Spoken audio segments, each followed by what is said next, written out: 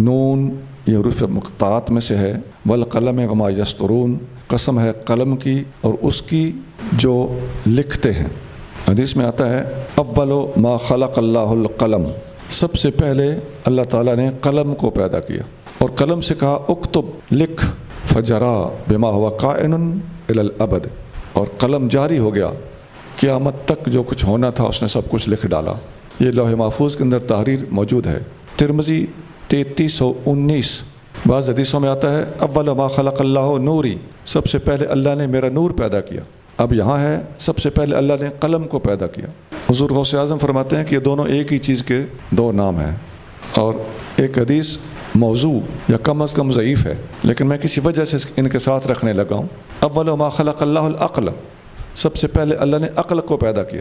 حضور غوث پاک فرماتے ہیں یہ عقل، قلم اور نور محمدی یہ ایک ہی چیز کے تین نام ہیں۔ آپ نے یہ بات سر الاسرار کتاب کے اندر بیان فرمائی۔ تو آپ سمجھ گئے ہوں گے کہ عقل والی حدیث کو اس کے ساتھ رکھنے میں نے اس لیے قباحت محسوس نہیں کی کہ باقی دو چیزوں کا وجود حدیث کے اندر سند کے اعتبار سے کسی نہ کسی درجے میں موجود ہے۔ خاص طور سے قلم والی حدیث ہے وہ تو صحیح ہے، اور نور والی حدیث بھی اہل سنت کے نزدیک صحیح ہے، اگرچہ بعض لوگوں کو اس پر اعتراض ہو۔